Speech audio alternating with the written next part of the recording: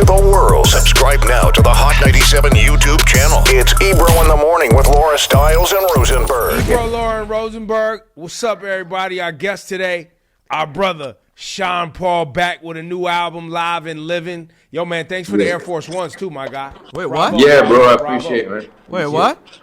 Mind your business, Rosenberg. I got some exclusive. Yo. Wait. Hold on. So only you got one?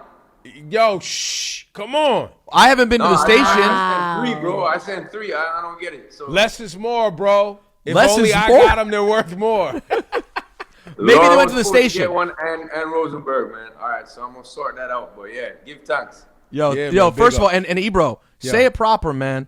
This is a legitimate friend of the show. Facts.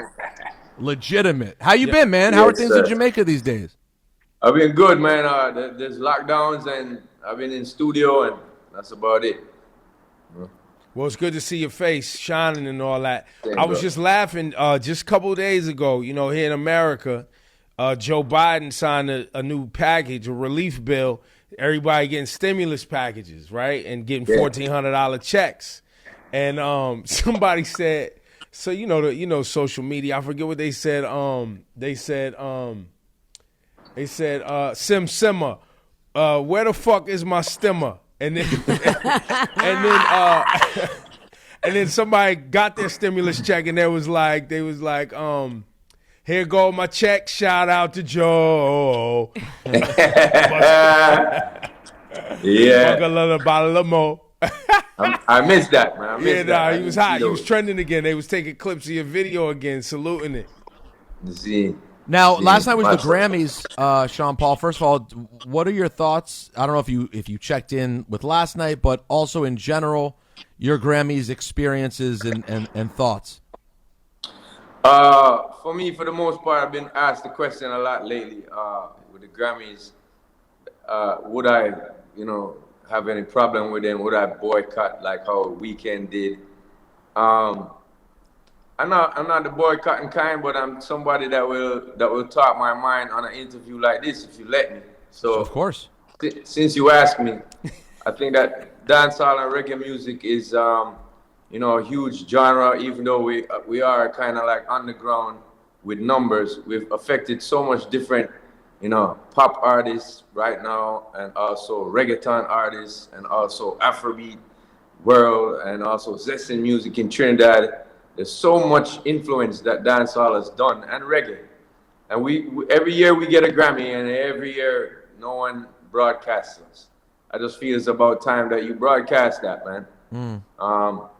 Broadcast our thank you speech, because we're a music that is, definitely penetrating in many different areas. We're a small dot of an island, and we got a big vibe. So it's kind of disheartening to me that we still are pushed in the corner like, oh, earlier today, so-and-so won a Grammy.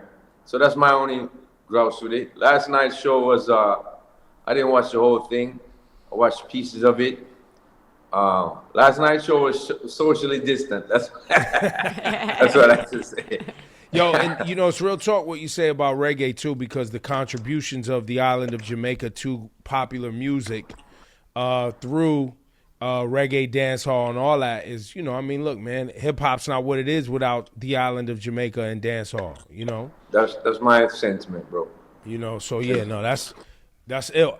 I also brought up, I don't know if you remember this, in 2014, I think it was, the Bob Marley tribute with Damien and Rihanna, the Marley brothers, and Bruno Mars, which they did a phenomenal job, but obviously that's the legend. So, they did a great job with that, but they don't showcase reggae music enough at all.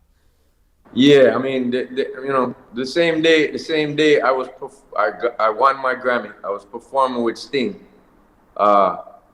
They didn't have a space for me in the Staples Center, so I had to sit outside in the caravan. I really didn't understand that part. What? It's a big stadium, so that to me just kind of made me feel a little slighted over the years. But I've never really spoken about it too much. Now people have been asking me, so I've been telling that story. But yeah. Well, look, your compadre Beyonce, the most nominated, or the most the biggest one ever. Yeah. Pretty dope. How much they said she got? Like 67? No. Yeah, She got something like that. 28. She got 28. 28. 28. She's the most celebrated, man. That's a lot. No, she's definitely talented, and hats off to her, man. Congrats. Now you got in the reggae categories though, Sean Paul, you got to be up there for most nominated. You have 8 nominations, 1 win over time. I mean, I know to your point, it's whack that you get a win, and what happens that someone just tells you, you just get a phone call. Yeah. Basically, I've been on the red carpet before. Oh, so and so won, or yo, you won. And I'm like, oh, for real? Yeah, we're just telling you now. Yeah, check your mail in a few weeks. Have fun. Yeah, it's a thing. But I guess we're a little small island, so that's what it is. But it seems prejudicial to me. It seems like that made no sense to me. Yeah, we've done a lot in the music industry, and we're still doing it. There's still so much players, so much people who have come through, and a lot of the style of production is being followed and done, and it needs the accolades, man. We need our flowers, man. You know what I mean? Yo, talk about the island of Jamaica with regard to you representing the island to the world and your success in dancehall and reggae music, and what that culture is like there, and the conversations amongst the creative community and artists to make sure that the culture is taken care of. Like, I'm sure you've had many conversations with legends throughout the years that just talk to you about the quality of music and making sure you represent the right way. Yeah, as you said, key players, we do speak a lot. I speak with Damian Jr., Gang Marley on a regular basis, also Shaggy, also people like Buju. And those are the bigger players or bigger streamers or people who have been signed and done a lot of work for the genre. And the sentiment is with us, is that, we need to do more collabs. We need to work together more. We need to, right now in the industry, in our genre, there's producers that can't voice another artist because he's voicing someone else and they don't agree. And so it's kind of hurting the juggling thing that used to go on a lot. And also just hurting the music in general. If a hit producer can't work with another hit artist, it's kind of redundant. In our music, it's always been about collabing. I mean, where we got the beats from was a collab in itself in terms of turning the record on the flip side, and kids like just spitting and doing their thing. So that collabing and that amount of creation together kind of spawned us to have very creative, very great music. You know what I mean? And now it's a point in time where it's kind of a sore point. So everybody kind of says that. So I went towards it and did it with this album I just dropped called N Livin. So same type of thing, collaborative effort. It's more about confrontation over clash. You know what I mean? It's more about unity is the best community for the dancehall right now. Yeah, Listen, on the listen. album you have Movado, Agent Sasco, Skilly Bang, Bugle, Jesse Royal, Serrani, Damian Jr., Gang Marley, Buju, who else on Busy Signal, just to name a few. So lots of collaborations with the headlines. Ching. Yeah. That's a young dude, right? He young. Yeah, basically, he started off in the game probably about 2009, 2010 in terms of being a DJ or entertainer, and I put out an album for him about 2 years ago or so. It streams 12 million since, and that's huge for him. Yeah. So big up to Ching and the entire Dirty Rock crew. Left Side is also on the album. He's a very talented artist and producer and engineer. So is Suka Ward from Ward 21, very talented artist and producer and engineer.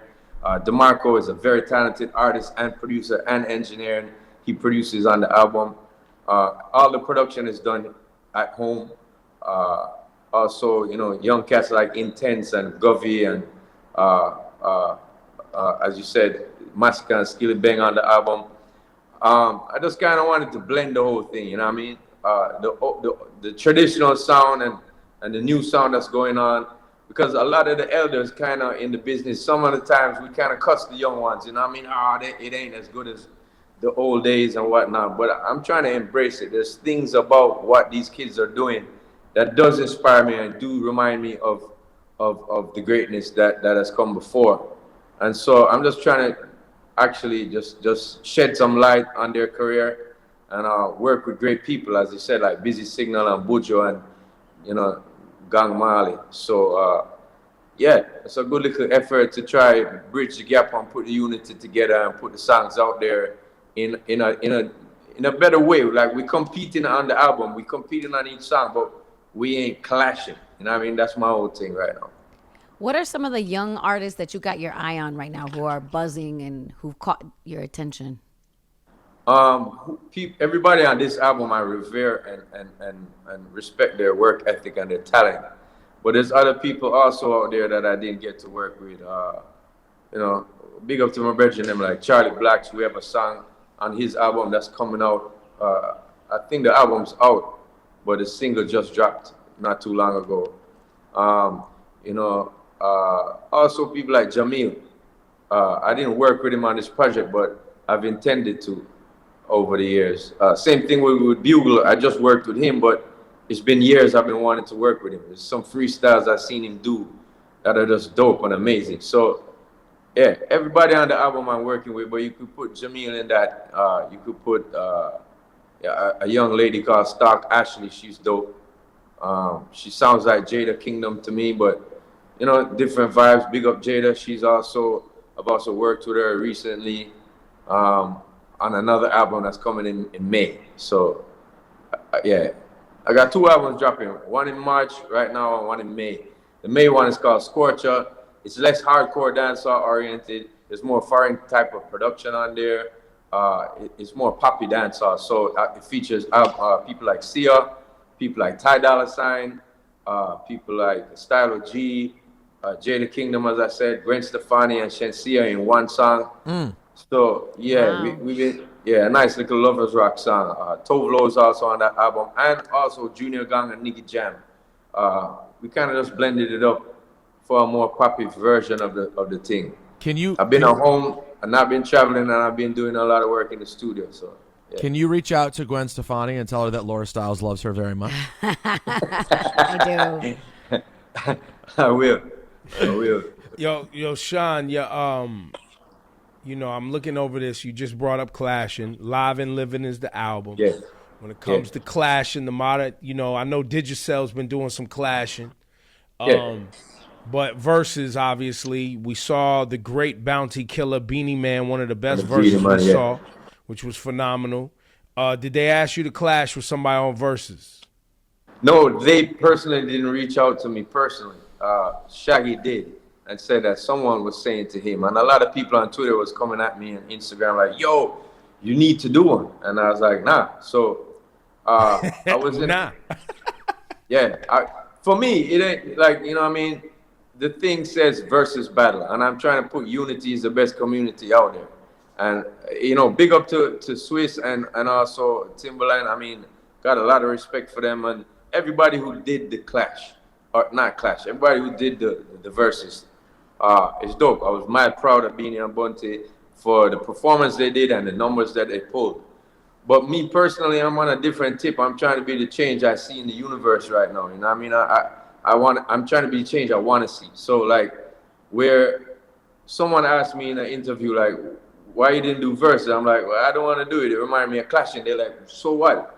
Clashing is part of your culture. And I'm like, there's parts of culture that are negative to me, and I'm going to leave them out right now. I got 2 kids. I'm growing them up. I'm showing them what's right from wrong. And so it's kind of reflecting in my thoughts a lot more. And, you know, while I loved Clash growing up, and I still love a good Soundclash, it's mad fun.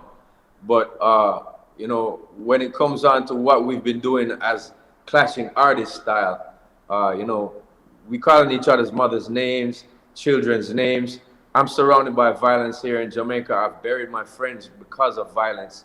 9 shots in my brethren. You know what I mean? And just recently, too, in December 14, we lost another young G from the camp due to gun violence. And I'm just tired of hearing it. You know what I mean? It's kind of like you have a river that's flowing and there's kids, mad kids jumping in the river. You're trying to tell them, yo, don't do it. Don't go in that river. You can't swim in that river for long. You're gonna wash away.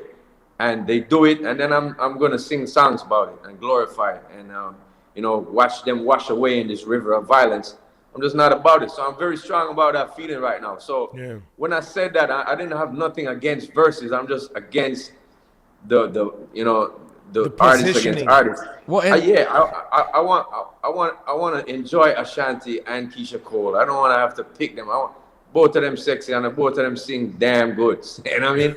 I don't want to be with my friend the next day. Nah, Keisha had it over her, bro. And to me, it's kind of like trivial at this moment. But Keisha kind of brought pandemic. Keisha kind of brought it home when she played y'all joint together, though. Let's keep it 100. She did. She pushed her bubble.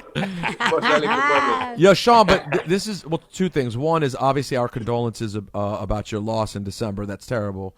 And number two, give us a little bit more, because that was some deep stuff you just got into. For all of us, we hear about these versus battles, but honestly, these versus battles are established artists.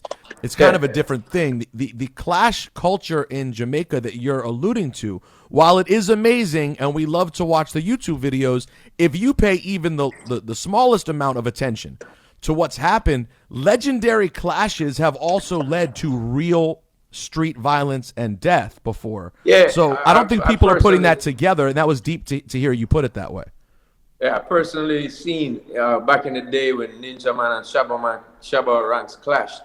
I was in the middle of a square. It's called Parade downtown. It's a huge square, and people just gather there. There's a bus stop there. There's a major, big old theater there.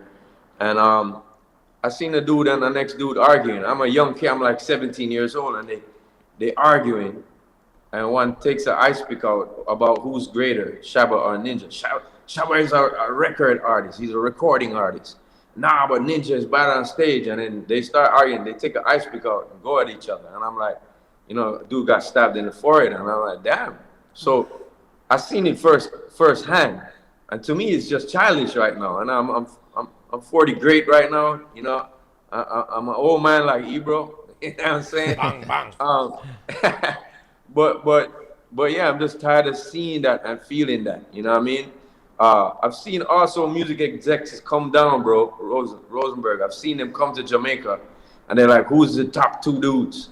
And you show them, and they're like, "But the numbers is weird." And I'm like, "Yeah, because they kind of speak. It would be good if they collabed. Can you get them to collab?" I'm like, "No, they're worrying, but why?" And then they go away and sign some Afrobeat dude, or you know what I mean? Look into reggaeton again or something. You know what I mean? So to me, it's something. It's a part of our culture, but it's hindering us. You know what I mean?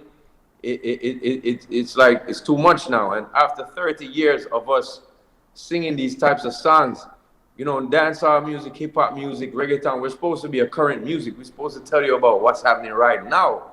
Exactly like what Beyonce said in her speech last night. Yeah, you're supposed to tell in music what's happening now. But there comes a point where you embellish it. There comes a point where you glorify the violence. And these kids who hadn't probably had anything to do with violence before are perpetrating it. They're speaking it back. And I believe in word, sound, power, bro. So, you know what I mean? As I said, more and more kids keep going into this river of violence, and they're washing away. I'm just seeing it. And I'm tired of it, man. And, just to become complacent with violence, that my own son could hear a song and start singing it out when my own friend died of 9 shots. It's just too soon for me. I go to the studio after that time. I can't even mourn anymore. People talking about head back on wall and spit out. And it's like, bro, I want to kind of reflect on my G's life. And, you know what I mean? I don't want his kids to be hearing that. But it's something that's all around us now. And it's time for us to kind of tell the full spectrum of that story also. I mean, we're supposed to be telling what truthful stories are and what life is like. And if we're telling only the embellished stories and the stories that we always win as a gangster, it ain't real. You know what I mean? We're not telling the stories of paranoia that these gangsters have. The police is coming for them. They ain't telling the story of, oh man, I shot my brethren by mistake because just gunfire and stuff that's happening in the dark. My mom got killed because of something I did, and they ran up in her house. Exactly. All of that is not stories that we're telling with the music, which we should be also if you're gonna be telling. So that's why I did a song like Guns of Navarone featuring Muta Baruka, Jesse Royal, and Stoneboy, from Ghana. So I just seen the first cut of that video today, and we're trying to shoot a small movie and kind of like show the circle of violence that's happening and how it can come and affect you back in terms of like karma, like straight. You know what I mean? So I will say that Verzuz, since the Bounty Beanie, which, the Bounty Beanie Verzuz was a great example of showing how people could come back together and celebrate music, because they once had real problems. Of course, they had major beef, and so for 10 years, that was the focus in both of their careers. And so to see them come together and do it together and for fun, that was amazing. Yeah. But again, for me, Bob Marley paved this great highway for me to walk on and for me to step on that road and try to, battle someone. For me, it ain't happening anymore. I mean, even in battle rap, we got rules. There's sometimes where, people be like, yo, yeah, you're on the corner having a cipher, that's different. But if you're in a situation in battle rap, there's rules. You got the 40 seconds to answer, right? In dancehall, there ain't no rules. So I just don't like that whole vibe anymore, man. Where Bunty and Beanie is concerned, their career was built off of it. They're over it now. They are past it now.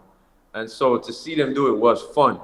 And you know that they're friends right now. You know that they're just spitting and showing their skill. And to do this takes a lot of skill. So, yeah, we love it. But, as I said, I want to be the change, man. So I don't have nothing against Verzuz. I even heard that somebody did Verzuz the other day, and they didn't really kind of do a battle. They just called friends on to sing with them. That was D'Angelo. That was D'Angelo. Yeah, D'Angelo. Sorry, yeah. So I'm into that. I think that music should be celebrated. We're supposed to be making a joyful noise unto the Lord. You know what I mean? So for me, it's celebration of life. When we even talking about bad things, we need to celebrate. So in Jamaica now, the clashing is going to calling kids names, the other artists' kids' names and the other artists' mom's name. No. I don't want to hear that, man. I don't want to do that. I think, and listen, Sean, you're a legend in the game. If they was going to do a Verzuz with you, it would be definitely a celebration of music more than it would be some sort of, clash or negative energy, for sure. Yeah, for sure. For sure. Sure. Look, the album Live and Livin' is out right now since we got the legend Sean Paul. Let's play something off Live and Livin'. Well, I saw the single Spaceship with Suku Ward. That's the single. You want to get that on? Mad vibes. The first single is actually Boom with Busy Signal. But anyone you want to play, bro. All right, let's play Boom and Spaceship. Let's do both. And in between there, let's run one of them Sean Paul Dutty Rock classics, son. What's one of your favorite classics, like real talk? With different ones, it's different vibes. With the Portland, you just have to play the rhythm alone. Doom, doom, doom, doom, the place get up. You know what I mean? It's also a major juggling rhythm that we have. That's like a lot of hit songs on. Same thing for Get Busy. That's on the Duali. I got major hits on it also. I'm an Infiltrate guy myself. Yeah, Infiltrate is dope. Big up Jeremy Hardy. Yo, let's run some classics from Sean Paul too while we got him. Sean Paul, appreciate you this morning, brother. Take care, man. Yo, man, get that album Live and Livin', and another album coming in May. We got the early drop, so we looking for that too.